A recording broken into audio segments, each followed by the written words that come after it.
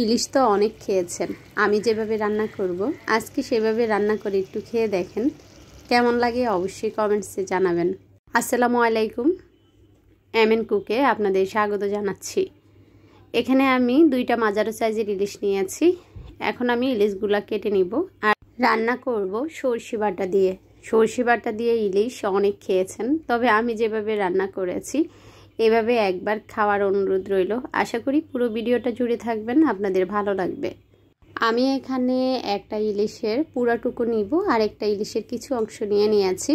ইলিশ রান্নার জন্য এখানে আমার 1 চা চামচ সরিষা বাটা দিয়েছি, 2টা কাঁচামরিচ দিয়েছি, 5-6টা পেঁয়াজ কুচি দিয়েছি। অল্প উপকরণে এই ইলিশটা রান্না খুবই মজা হয়। তো যখন এই সরষাটা ব্লাইন্ড করবেন অবশ্যই লবণ দিবেন। লবণ না দিলে সরষের স্বাদ তেতো হয়ে যায়, তাতে খেতে ভালো লাগে না। তো আমি একটু পানি দিয়ে সেটা ব্লাইন্ডার করে নিয়েছি। চলে আসলাম দ্বিতীয় স্টেজে, আর সেখানে অবশ্যই আপনারা সরিষার তেল দিয়ে রান্না করার চেষ্টা করবেন। ইলিশ মাছের স্বাদটা দ্বিগুণ বেড়ে যাবে যদি এখানে সরিষার তেল দিয়ে রান্না করা হয়। ঘরে থাকা উপকরণ দিয়ে সরিষা ইলিশটা রান্না করবেন, খেতে অনেক মজা লাগবে। তো এই তো আমি তেলের মধ্যে সরাসরি যে পেস্টটা করেছি সেটা দিয়ে দিয়েছি। তারপর একটু মরিচ গুঁড়া আর দিয়েছি একটু হলুদ গুঁড়া।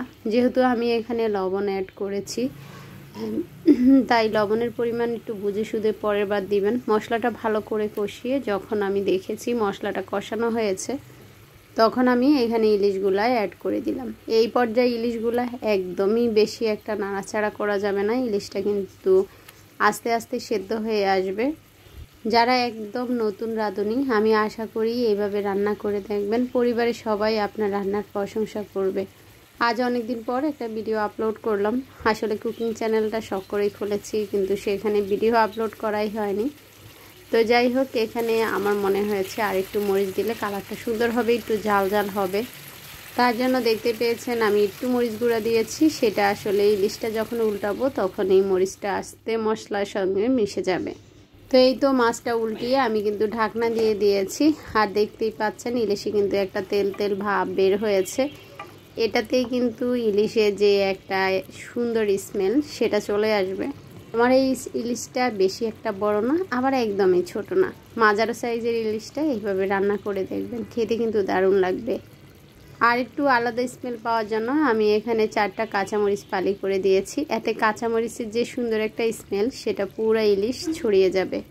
আপনারা হয়তো লক্ষ্য করেছেন আমি এখানে কোনো রকম আদা বাটা, জিরা বাটা, রসুন বাটা ইউজ করিনি, কেননা সর্ষেতে আর কিছুই লাগবে না। এইভাবে শুধু 2-3টা মশলা দিয়ে রান্না করে দেখবেন, ইলিশের স্বাদ দ্বিগুণ হবে।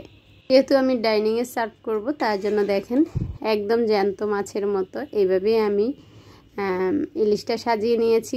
যদিও টুকরাগুলো ভালো করে আমার ছোট বড় রয়ে গিয়েছে, তো তারপরও দেখতে কিন্তু ভালোই লাগতেছে। এভাবে আপনিও টেবিলের মধ্যে এভাবে ইলিশটা সাজিয়ে দিতে পারেন, দেখতে কিন্তু খুবই লোভনীয় লাগবে। শুধু দেখতে নয়, খেতেও কিন্তু অনেক লোভনীয় হয়েছে। আপনাদের কাছে কেমন লেগেছে আমার রেসিপি অবশ্যই জানাবেন। সবাই ভালো থাকবেন। আল্লাহ হাফিজ, আসসালামু আলাইকুম।